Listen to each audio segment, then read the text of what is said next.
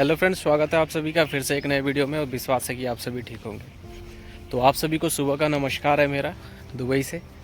और आपके लिए एक इम्पॉर्टेंट बात बताना है और आपको समझाना भी है। कुछ लोग हैं जो नहीं समझ पाते हैं, जिनको नहीं मालूम होता है, तो उन लोगों को मैं सिंपल वे में एक चीज़ बता दूँ कि अगर कोई भी दुबई क्या कहीं भी किसी भी गल्फ़ कंट्री में जा रहा है, जीसीसी में जा रहा है, तो एक चीज़ का ध्यान रखे कि पहले तो दुबई ने अब क्या किया है ना कि दुबई ने विजिट वीज़ा को जो विजिट वीज़ा पे आते थे भाई लोग, जिनको विजिट वीज़ा दे दिया जाता था, बोला जाता था कि जाओ आपको उस कंपनी में लेके जा रहे हैं और फिर वहाँ से आपको जॉब मिलेगा और वहाँ से फिर आपका एम्प्लॉयमेंट वीज़ा में कन्वर्ट होगा। तो वो लोग झूठ बोलते हैं, ठीक है। ज़्यादातर यहाँ पर फंसने वाले लोग ना यूपी, बिहार, बंगाल, इन साइडों से होते हैं। क्यों? क्योंकि उनको वीज़ा एजेंट क्या करता है, ये लोग एजेंट के पास जाते हैं। एजेंट क्या करता है कि उनको टूरिस्ट वीज़ा दे देता है, विजिट वीज़ा दे देता है और विजिट वीज़ा दे के यहाँ भेज देता है। और भेजने के बाद में फिर वो क्या है कि उसका और एक दलाल से संपर्क होता है, जो यहाँ का ब्रोकर होगा ना, वो उस दलाल से उसका संपर्क होगा। फिर वो क्या है कि वो भी थोड़ा बहुत पैसे खाएगा और उसके बाद में वो आपको लेके जाएगा। लेके कहाँ जाएगा? या तो कंपनी मिलेगी, ठीक है, नहीं तो वो क्या है कि सप्लाई कंपनी को दे देगा। सप्लाई मतलब समझते हैं आप? नहीं समझते तो सुन लीजिए। सप्लाई कंपनी जो होता है ना, वो होता है ठेकेदार। आप ठेकेदार के अंदर काम करेंगे। ठेकेदार जब तक उसके पास काम है तब तक कराएगा, नहीं तो फिर आपको बैठा देगा। ये चीज़ होता है। तो अगर आप अगर आ रहे हैं 2023 से आ रहे हैं, तो आप ये चीज़ अपने दिमाग में बैठा लीजिए कि हाँ, हमें आना है तो एम्प्लॉयमेंट वीज़ा पे आना है। अगर कोई भी कंपनी आपको बुलाएगी ना, तो आपको, अगर कंपनी बुला रही है तो आपको एम्प्लॉयमेंट वीज़ा पे ही बुलाएगी, आपको विजिट वीज़ा पे नहीं बुलाएगी। ये दुबई का रूल है। अब ये दुबई का रूल हो चुका है, ठीक है। लेकिन अगर आपको वहाँ का कोई दलाल हो या फिर कोई छोटी मोटी एजेंसी आपको टूरिस्ट वीज़ा दे दिया जिसने, तो पता है फिर आपको फंसा देंगे। आपका सैलरी कंफर्म नहीं होगा कि कितना है कितना नहीं है। अगर आपको एम्प्लॉयमेंट वीज़ा देगी ना कंपनी, तो उससे पहले आपको एक ऑफ़र लेटर देगी। उसमें सारे आपकी सैलरी, आपका एकोमोडेशन, आपका खाना पीना सारा उसमें लिखा रहेगा कि मुझे कितना मिल रहा है। और वो लेटर के हिसाब से आप कहीं भी कंप्लेन भी कर सकते हो आगे चल के, अगर कंपनी उसके अकॉर्डिंग नहीं देती है तो, क्योंकि उसको जो पीआरओ पास करता है, ठीक है। तो ये चीज़ ध्यान में रहे। आप लोग क्यों झूठ मूठ का आप लोग फंस रहे हो यहाँ पर आके?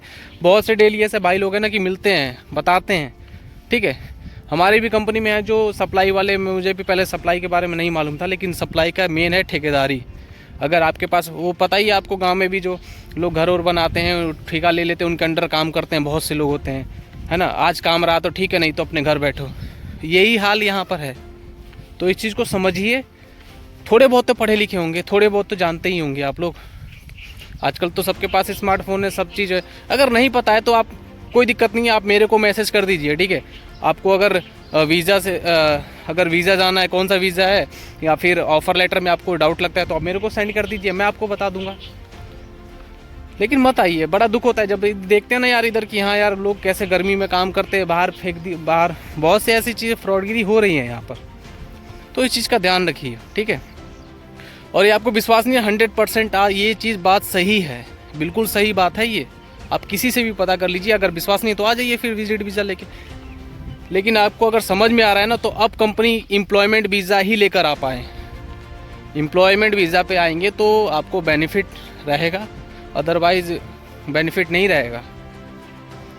अगर नहीं समझ में आया हो तो आप मुझे मैसेज कर दीजिए, मैं आपको मैसेज का रिप्लाई कर दूंगा, आपको बता दूंगा जिस चीज़ में डाउट हो। लेकिन आपको अब विजिट वीज़ा पे नहीं आना है, दलाल के चक्कर में तो फंसना ही नहीं है। हाँ, ये है कि बहुत सी एजेंसीज़ है ना जो प्लेसमेंट वाले हैं, वो क्या करते हैं, वो रजिस्टर्ड है ना, वो रजिस्टर्ड हैं।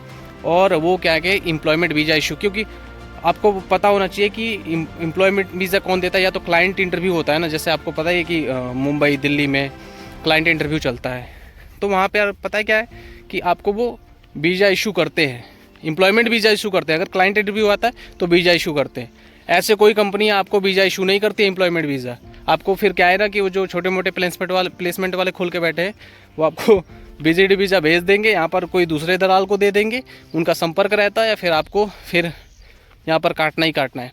अवैध पैसा वसूल लेते हैं आपसे, है ना, और भी चार्ज ले लेंगे यहाँ पर आने के बाद में, क्योंकि आप फंस गए हो यहाँ पर आके। तो फंसना नहीं है। सेम एक चीज़ आप ध्यान में रखिए कि आना है, चाहे हेल्पर भाई हो चाहे कोई भी हो, है ना, वर्कर भाई, आप सभी के लिए पढ़े लिखे जो है, जो पढ़ा लिखा है वो तो आके यहाँ पर सरवाइव कर लेगा, उसको पता है। लेकिन जो पढ़ा लिखा नहीं है ना, जो वर्कर ग्रेड में आते हैं, वो उनके लिए खास ये बातें हैं। तो इस चीज़ का ध्यान रहे।